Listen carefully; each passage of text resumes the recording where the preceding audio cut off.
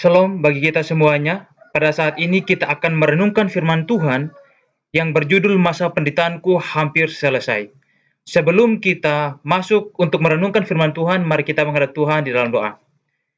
Ya Allah, Bapa kami dalam kerajaan sorga, biarlah Roh Kudus-Mu hadir dalam hati kami, dan sehingga kami dapat untuk mengerti dengan bantuan dan pertolongan Roh Kudus-Mu pada saat hari ini ya Tuhan. Biarlah kami serahkan hidup ini hanyalah di dalam nama anak-Mu Yesus Kristus kami berdoa. Amin. Judul firman Tuhan pada saat ini adalah Masa Penderitaanku Hampir Selesai. Ada beberapa fase yang kita akan pelajari pada saat ini, yaitu tentang kedatangan Yesus.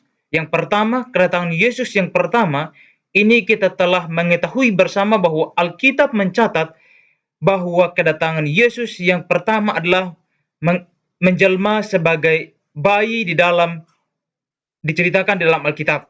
Bahwa kedatangan tersebut adalah bahwa berdasarkan kitab Nabi Yesaya bahwa ia telah dilahirkan dan telah dilahirkan di dalam palungan seorang ibu.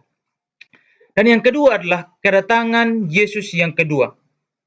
Nanti inilah yang kita akan pelajari lebih lanjut bahwa kedatangan Kristus Yesus kira-kira kapan akan kedatangannya.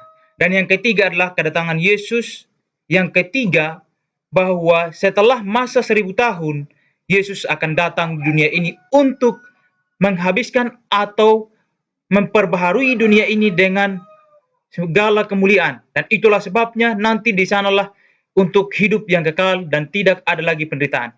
Sekarang kita akan masuk untuk kedatangan yang kedua bahwa dengan tanda-tanda. Apa yang terjadi kalau Yesus datang pada saat kedatangan yang kedua? Di dalam Matius pasal 24 ayat 4 dan 5, tanda kedatangan Yesus. Jawab Yesus kepada mereka, waspadalah supaya jangan ada orang yang menyesatkan kamu. Sebab banyak orang akan datang dengan memakai namaku dan berkata, akulah Mesias. Dan mereka akan menyesatkan banyak orang. Alkitab mengatakan bahwa waspada. Di dalam nanti menyambut kedatangan Kristus yang kedua kali, akan ada banyak Mesias palsu atau pengajar-pengajar palsu, atau disebut juga yang akan meniru daripada apa yang dilakukan oleh Yesus pada saat ia datang yang pertama di dunia ini. Kamu akan dengar deru perang atau ada kabar tentang perang. Namun berawas-awaslah, janganlah kamu gelisah sebab semuanya itu harus terjadi. Tetapi itu belum kesudahannya. Di dalam Matius pasal 4 ayat yang ke-6. Kita sekarang telah mendengar peperangan di mana-mana. Dan itu adalah harus terjadi. Alkitab katakan. Bencana alam. Dan ini adalah terjadi. Di dalam Matius 24 ayat yang ke-7 mengatakan bahwa akan terjadi bencana alam. Kebakaran di mana-mana. Dan bahkan banyak rumah yang rubuh oleh karena bencana alam. Oleh karena kenapa? Karena haruslah demikian terjadi sebelum kedatangan Kristus yang kedua kali. Dan beberapa saat yang lalu, termasuk Nusa Tenggara Timur, dilanda oleh bencana. Oleh angin puting beliung, dan yang kedua, hujan lebat yang mengakibatkan banjir. Dan hujannya adalah di seluruh Nusa Tenggara. Dan itulah yang menyebabkan ada banyak korban yang meninggal oleh karena bencana tersebut. Alkitab katakan akan ada gempa bumi di berbagai tempat, tanah longsor yang akan mengakibatkan kematian. Oleh karena kenapa? Karena inilah akibat dari dosa itu.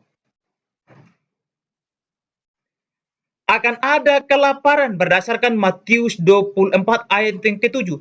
Sekarang kita mengetahui bahwa di dunia ini ada banyak kelaparan dan juga ada banyak yang tidak mempunyai makanan. Oleh karena kenapa? Krisis ekonomi dan juga tanah kering dan tidak bisa untuk menanam dan juga tidak bisa untuk menuai sehingga akan mengakibatkan kelaparan di mana-mana. Saudaraku, Alkitab katakan bahwa akan ada banyak tanda-tanda akan kedatangan pada saat sebelum kedatangan Kristus yang kedua kali. Yang berikut, saling membenci dan mereka akan saling menyerahkan dan saling membenci berdasarkan Matius pasal 24 ayat yang ke-10. Dan sekarang janganlah kita melihat mungkin saja dengan teman atau teman sebaya kita di dalam dunia pekerjaan, di dalam dunia pekerjaan, dan bahkan pada saat ini juga jangan kita jauh. Sedangkan di dalam sebaya, teman sebaya atau teman bermain bisa juga saling membenci. Dan Alkitab katakan bahwa akan saling membenci dan mereka akan saling menyerahkan. Dan ini harus terjadi, Alkitab katakan. Bertambahnya durhaka, orang tua akan memfitnah anaknya dan juga anak memfitnah orang tua. Oleh karena kenapa? Dan karena makin bertambahnya kedurhakaan, maka kasih kebanyakan orang akan menjadi dingin. Matius pasal 24 ayat yang ke-12. Ada begitu banyak kejahatan yang terjadi pada saat ini. Ada begitu banyak penderitaan yang terjadi pada saat ini. Alkitab katakan semua harus terjadi sebelum kedatangan Kristus yang kedua kali. Permulaan penderitaan, akan tetapi semuanya itu barulah permulaan penderitaan menjelang zaman baru. Matius 24 ayat yang ke-8. Kalau kamu melihat semuanya itu, ada gempa bumi, ada kelaparan, dan juga ada badai, dan juga ada pengajar sesat, dan lain sebagainya. Itulah permulaan zaman di mana akan memasuki di mana penderitaan yang berkelanjutan. Artinya bahwa semua itu baru permulaan, bukanlah sudah akhir, tetapi itu harus terjadi, Alkitab katakan. Penyiksaan oleh karena Kristus, dan pada saat ini berdasarkan Matius 24 ayat yang ke-9, pada waktu itu kamu akan diserahkan supaya disiksa, dan kamu akan dibunuh dan akan dibenci semua bangsa oleh karena namaku. Kalau kita melihat bahwa di dalam ayat ini ada banyak nabi-nabi Tuhan yang telah disiksa oleh karena kenapa? Oleh karena mereka mempercayai akan Yesus Kristus sebagai juru selamat mereka, dan mereka mempertahankan iman mereka. Itulah sebabnya banyak yang disiksa, bahkan banyak yang dibunuh. Alkitab katakan bahwa akan kamu diserahkan dan dibunuh oleh dan dibenci oleh semua bangsa oleh karena namaku. Alkitab katakan. Di dalam Matius pasal 24 ayat yang ke-14. Dan Injil kerajaan ini akan diberitakan di seluruh dunia menjadi kesaksian bagi semua bangsa. Sesudah itu barulah tiba kesudahannya. Menjadi kesaksian bagi semua bangsa. Sesudah itu barulah tiba kesudahan. Alkitab katakan, menjadi saksi bahwa Kristus, kita berpegang teguh kepada Kristus, itulah Injil akan diberitakan ke seluruh dunia. Dan sesudah itu barulah tiba kesudahan. Alkitab yang katakan. Pada saat ini, Alkitab mengatakan dalam Matius pasal 24 ayat yang ke-13. Tetapi orang yang bertahan sampai pada kesudahannya akan selamat. Tetapi orang yang akan menanti Kristus dan ia bertahan dengan imannya dan dia berpegang teguh kepada Kristus, dia akan selamat. Alkitab katakan. Itulah sebabnya bahwa perlu untuk adanya iman atau pengukuhan iman di dalam Kristus, bahwa kita menanti akan kedatangannya. Lalu pertanyaan, mengapa terjadi penderitaan saat ini sedangkan kita sudah tidak tahan lagi untuk menahan ini semua? Alkitab katakan bahwa yang bertahan sampai pada kesudahannya akan selamat dan memperoleh hidup yang kekal. Tetapi yang tidak bertahan tidak akan memperoleh hidup yang kekal atau selamat. Alkitab katakan bahwa pada saat kita menanti akan kedatangan Kristus yang kedua kali, perlunya untuk bertahan di dalam iman, untuk mempercayai Yesus sebagai juru selamat pribadi kita. Bapak, Ibu, Saudaraku yang terkasih dalam Yesus Kristus, Alkitab katakan sudah berulang-ulang kali untuk menyatakan bahwa kita harus tetap setia, kita harus tetap menanti akan kedatangan Kristus yang kedua kali, untuk penggenapan bahwa ia telah datang yang pertama, dan sekarang kita menanti untuk kedatangannya yang kedua. Lalu, cara bagaimanakah Yesus datang pada saat kali yang kedua? Di dalam Matius pasal yang ke-24 ayat yang ke-15. Jadi, apabila kamu melihat pembinasa keji berdiri di depan di tempat kudus menurut firman yang disampaikan oleh Nabi Daniel, para pembaca hendaklah memperhatikannya, bahwa waktunya telah singkat, Alkitab kata. Di dalam Matius pasal 24 ayat yang ke-42, karena itu berjaga-jagalah sebab kamu tidak tahu pada hari mana Tuhanmu datang. Alkitab kan, kalau kamu melihat pembinasa keji, artinya bahwa kalau ada siksaan di mana-mana, kalau ada suatu pembunuhan di mana-mana, ingatlah, sadarlah bahwa waktunya telah tiba dan itu tidak seorang pun yang ketahui. Di dalam Alkitab berdasarkan Matius pasal yang ke-24 ayat yang ke-32 dan 33, Alkitab katakan bahwa waktu akan kedatangannya sudah di ambang pintu dan tidak seorang pun yang tahu. Itulah sebabnya kita harus berjaga-jaga akan kedatangan Kristus yang kedua kali. Waktu sudah di ambang pintu, Matius pasal yang ke-24 ayat yang ke-32 dan 33. Tariklah pelajaran dari perumpamaan tentang pohon ara. Apabila ranting-rantingnya melembut dan mulai bertunas, kamu tahu bahwa musim panas sudah dekat. Demikian juga jika kamu melihat semuanya ini. Artinya bahwa jika kamu melihat semuanya ini, ada penderitaan, ada duka cita, ada banjir, ada badai, dan juga ada kelaparan, ada musuh di mana-mana, ada peperangan di mana-mana. Ketahuilah bahwa waktunya sudah dekat, sudah di ambang pintu, Alkitab kata. Sudah di ambang pintu. Marilah kita bersedia bahwa siap sedia akan kedatangan Kristus yang kedua kali. Lalu pertanyaannya, mengapa sekarang Yesus belum datang? Sedangkan kita sekarang sudah jemu dalam penderitaan kita. Tariklah dari pelajaran dari pohon ara. Lihatlah apabila rantingnya melambat, ketahuilah bahwa musim kemarau telah tiba atau sudah dekat. Kalau semua ini terjadi, ketahuilah bahwa kedatangan Kristus yang kedua kali sudah dekat, sudah di ambang pintu, sangat sedikit waktu lagi. Oleh sebab itu, mari untuk bersedia menyambut kedatangan Kristus yang kedua kali. Cara apakah yang kita harus lakukan untuk menanti kedatangan Kristus yang kedua kali? Alkitab mengatakan dalam kitab Injil bahwa kita harus menyediakan banyak minyak agar kita dapat bertahan daripada pelita menyambut kedatang sang mempelai itu. Dengan cara bahwa kita harus mengundang Roh Kudus agar tetap hadir dalam hati kita ketika Yesus datang yang kedua kali. Kita didapati setia bahwa itulah persiapan kita yang sejati. Sehingga kalau ketika Yesus datang, anak manusia itu mengatakan, marilah kepadaku bahwa engkau layak untuk mendapat surga. Tidak mengatakan bahwa enyahlah daripadaku, sebab aku tidak mengenal engkau. Tanda kedatangan anak manusia. Dalam Matius pasal yang ke-24 ayat yang ke-27, sebab sama seperti kilat memancar dari sebelah timur dan melontarkan cahayanya sampai ke barat, demikian pula lah kelak kedatangan anak manusia.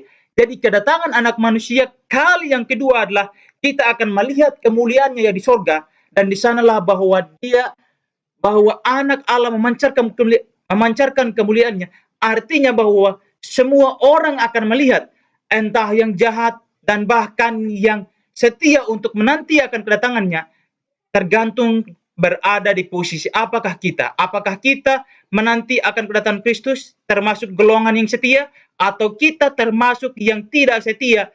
Ketika Yesus datang, kita akan hilang lenyap oleh karena kita tidak bertahan untuk melihat kemuliaan anak manusia itu. Datang di atas awan. Di dalam Wahyu pasal 1 ayat 7 mengatakan bahwa lihat, ia datang dengan awan-awan dan setiap mata akan melihat dia, juga mereka yang telah menikam dia, dan semua bangsa di bumi akan meratapi dia. Ya amin. Artinya bahwa kalau semua mata melihat, maka orang-orang bahkan yang menikam di sini adalah termasuk yang menikam, dia akan bangkit untuk melihat. Setelah itu dia akan mati lagi. Oleh karena kenapa? Dia menyaksikan bahwa kedatangan Kristus yang kedua kali adalah benar adanya, bahwa ia adalah Allah dan juga dia sekarang datang untuk berkuasa di atas muka bumi ini. Dan itulah sebabnya ia bangkit hanya untuk menyaksikan bahwa Allah itu ada bagi umatnya yang setia. Dan lihatlah, ia datang di awan-awan, dan setiap mata akan melihat dia, dan mereka akan memandang, lihatlah anak domba Allah yang menghapus dosa dunia. Yesus yang sama pada saat ia datang di dunia ini ketika datang sebagai anak bayi hingga besar dan mati di kayu salib dan ia naik ke sorga. Hal yang sama juga pada saat kita menyambut kedatangan Kristus yang kedua kali. Alkitab mengatakan bahwa dia akan tampil di atas awan-awan dan kita akan melihat kemuliaannya dan kita menanti akan kedatangan Kristus yang kedua kali. Bapak Ibu saudara-saudaraku yang terkasih dalam Yesus Kristus. Alkitab katakan bahwa kita sekarang menanti akan kedatangan Kristus yang kedua kali. Tergantung kita berada di posisi mana.